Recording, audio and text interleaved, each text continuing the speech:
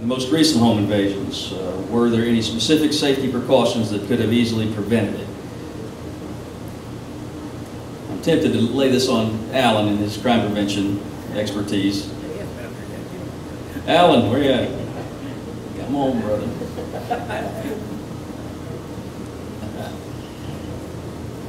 This is Alan's been around since the dinosaurs. He knows everything there is to know about crime prevention. Thank you very much, Lieutenant. And it's already been stated, and I will say that I'm very pleased with the number of people who have come together.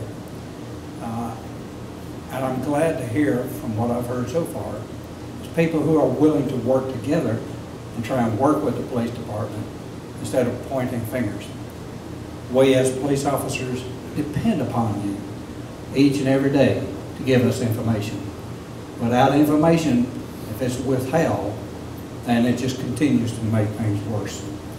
As I believe the question was, okay, let me. In the most recent home invasions, were there any specific safety precautions that could have easily prevented it? The answer is yes. What are they? Certainly, at nighttime, lighting is fantastic. How many of you are still going home today, and maybe even tonight, and leave your doors unlocked? Or the windows down so that somebody can come through there? I don't want any hands to go up, but I know that that's happening. Right here in the city of Asheville, people seem to think that this is such a safe area. And it is, in all reality, it's very safe. However, we have got to be common and use common sense today, because without taking precautions of lighting, alarms, and I'm not trying to sell alarms to everyone, because not everybody needs one. If you're single and you feel safe without an alarm, great. But if you are at least have any concerns about your safety, consider the alarm. It's going to cost you. Everything costs today.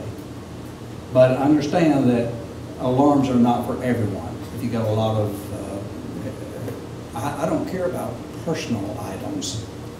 Personal item can be returned. Personal item can be recuperated by insurance if you have that kind of thing. But the main thing is safety. I want you safe. Everybody here wants you safe. Certainly, communication to your neighbors, communication to neighbors that's sitting behind you, the neighbors who are sitting right next to you. You need to be watching out for one another. We had just recently somebody who actually sold or saw somebody breaking into the house. Did they call? No, they didn't. Well, you've got to stop this attitude of, I don't want to get involved. This is now to get involved. And I'm glad to see, because apparently people here are willing to do exactly that. I can tell you right now that Officer McCall and Officer Simpson, working as your community resource officers, they do a fantastic job. They're out here in the middle of the night, dressed down, and so that you don't recognize them as a police officer. They're sitting out here in the cars, watching for issues that's going on. We just need to understand that your department wants your safety. We don't want any crime out there. Matter of fact, if we all went home tomorrow night and said, okay, you can quit this job because of the fact that we don't need you anymore, I don't think anybody would really complain about that. Your wife, maybe. Well, maybe my wife. Yeah, you're right. She knows your wife. Yeah, she knows. How'd you know? What you got there? Is that the same one? No. Oh, all right. This one says, what is the protocol for a citizen who is being robbed in their home? What should they do to protect themselves and their family? At this particular point, if somebody is already in your home, now this is Officer Dunlap's opinion, if somebody is in your home and they have a weapon on you, do exactly what they say. It's not time to be heroic. You don't want to be a hero out here when somebody can possibly hurt you that way. Now, if it comes to the point that you feel that they're going to hurt me, that's the time to take some kind of action. Don't become a victim just because they may have a weapon on you. If you feel they're going to hurt you, it's time to respond. The same as if you were getting ready to get into an automobile. Possibly one of you ladies gets snatched up off the road here, and they're forcing you into a car. If they give you the opportunity to drive away, but make sure you put your seatbelt on fast, and then you drive like a son of a gun and you crash it into a tree. I'm serious. Then what are they going to do? They're not going to take you somewhere. All of that creates eyes on that they don't want people to see. And possibly they could possibly get hurt themselves. And then you are going to do what? Are you going to stand around and beat them up? No, you're not. You're going to get out and run as fast as you can.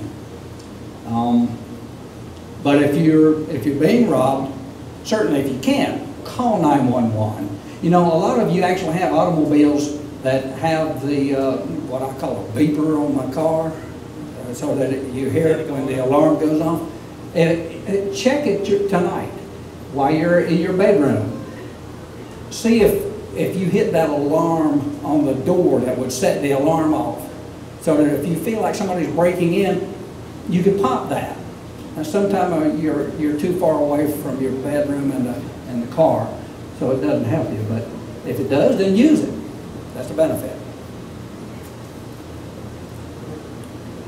Let's move to whatever. I think we got to move along. Okay, while I've got the floor here, I'm going to give you something that you can do something for me.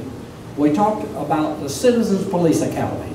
The Citizens Police Academy is not for you to come up here to join the Asheville Police Department as a police officer. This is where you can go to learn about what we do as police officers here in the city of Asheville. You learn what we do, why we do it, how we do it, when we do it. This begins on September the 1st at the Asheville Police Department at 5:30. I need an application. We only have about 35 slots, and I've already got about 10 of those taken care of. So I'm looking for another 25 people maybe that would be willing to come and just learn. And guess what? We're going to feed you. Okay? It's free. Folks, Alan Brailsford is right here. Alan has actually been through the Citizen Police Academy. I don't recognize anybody else right offhand that may have. But I think if you talk to him, you'll find that it's an excellent program. The Asheville Citizens Police Academy. We'll even take you out to the range one day and let you shoot the guns. Okay? Yes, sir. For those of us who do not have a concealed carry license but have a weapon in our house, what do we need to know about someone coming into our house and those laws?